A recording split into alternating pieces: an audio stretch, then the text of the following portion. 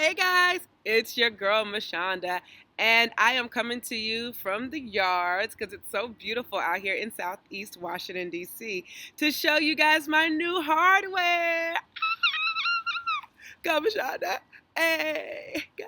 Okay, yes, I admit that's a little bit much, but I'm just so excited about this new hardware because of what I experienced to go through it. I literally earned every ounce of this here metal.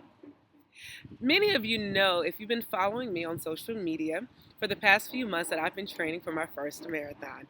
Woo! The marathon has come and gone, and guess what? I have a finisher t-shirt. So yes, I am a finisher, and I had to take off this just to show you so it wouldn't make all that noise or whatever. But this medal did not come easy for me. The day of the marathon was completely way from what I even thought or imagined or expected. I thought I was just going to come up, get there early, be able to relax, relate, and release, get in the front of the front of the pack, because I heard you got to get in the front, especially if you're a little slower, so I can have some buffer room, because people who are slower needs a little buffer room. Well, that didn't happen. Instead, it was the complete opposite. It was so chaotic and so much going on that I was completely like freaked out a little bit. Can you imagine me being freaked out? Well, I was freaked out, but as soon as I crossed the starting line, I saw a vision impressed in my mind of me being awarded this medal by a Marine.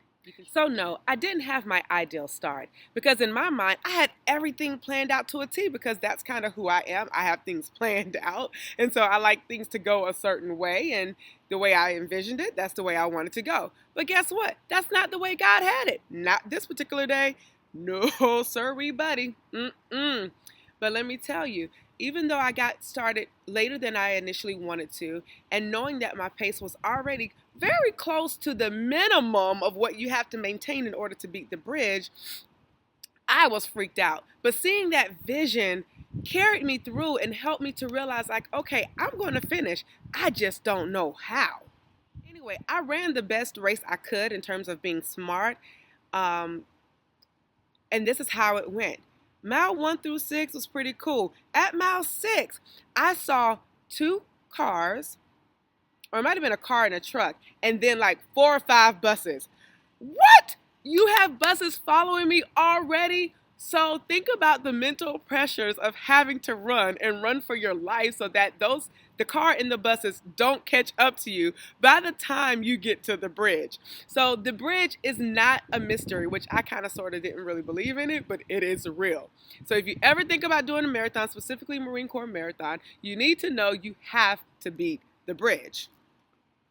10 through 14 were good. Mile 15, coming around where the blue mile was around Haynes Point, I started to cramp, and I was like, what is going on? I'm thinking I'm taking my nutrition like I'm supposed to, and drinking and hydrating like I'm supposed to, but I cramp. And then I see some group of friends from my running group, and I got happy, and I was like, oh my gosh, yes, I can do it. Here comes mile 16. I see another group of friends, and I'm just like, oh, just kind of emotional, but I'm like, nope, hold it in together. So I keep going. From mile 16 through 18, I cramp like it is nobody's business. You talking about a Charlie horse in your thigh that really can kind of sort of cripple you, if you know what I mean, if you don't have a Charlie horse like that. Well, that's what I had. And I had to speak to my body and command my body to come into agreement to the words that I was speaking out to it. And I was like, we're not doing this right here. You will come into agreement because I have a race to finish. So after talking to my body and getting it under control, the white car is like literally passing me. So this is me, and here is the white car. And I'm like, no. And so I was like, God, yo, if this car beats me, we gonna fail. It's gonna be a loss for both of us, not just me. And he was like, no, it's not. And he basically said, how bad do you want it? Excuse me, God? Is that how you're talking to me today? He was like, how bad do you want it? And I dug deep. Something inside of me just erupted. And the next thing I know, here's the car and here is me. And I just keep moving, keep moving, keep moving. Coming on to like mile 19, there's another group of friends that are right there. And they literally, Allison and Katia ran with me to the bridge. As soon as I got to the bridge, the most amazing thing happened. Yes, I beat the car. Thank you, Father, for allowing me to beat that car.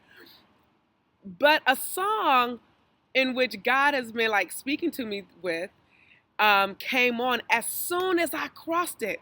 Watch me whip. No, watch me nay nay. No, watch me whip. No, watch me nay nay. Watch me, ooh, watch me, watch me, ooh, watch me, watch me. Well, guess what? God was just like, that was his song to show me he's been with me the entire time, and he wanted me to watch him, and to continue to watch him.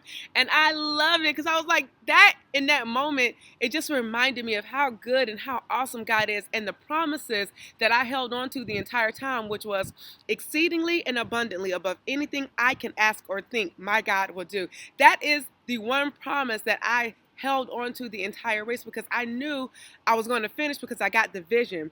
I didn't know exactly how I would finish, but what I did know is that he would do exceedingly abundantly above anything I could ask or think. And in this particular case, that exceedingly and abundantly was 7 minutes before the car came, I crossed the bridge. So I was super excited for that. Met up with some people that I ran with, and we literally finished the race together.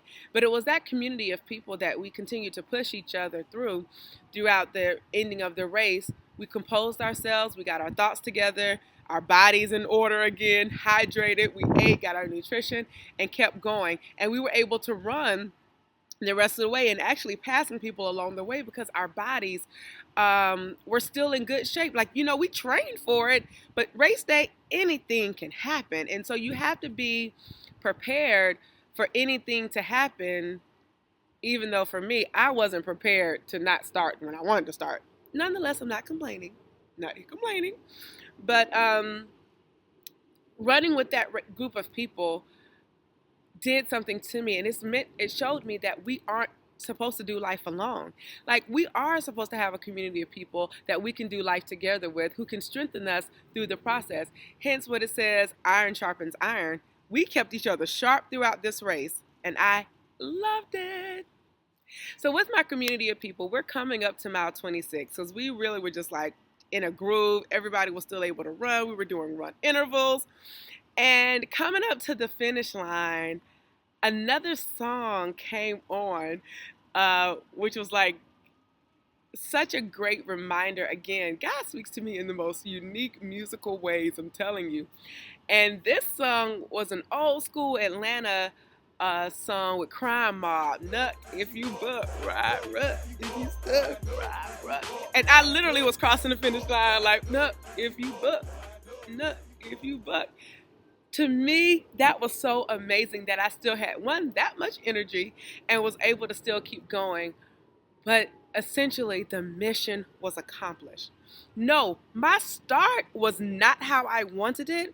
However, my end goal, no matter how long it took me, was to get this medal. When in life, what we have to realize is that, yes, we might not always have the best start, but we can have the desired finish that we want. But we have to do and stay true to what we've set out to do and go through the process. The process will look real ugly. The process can get real ugly. Not just look, but get, and be extremely challenging. But if you dig deep and you hear, like I heard, how bad do you want it? You will push to the end. Well, guys, that's my journey for my actual marathon day. And I wanted to share that with you because it was important for me to know that this was by far one of the hardest physical things that I've done.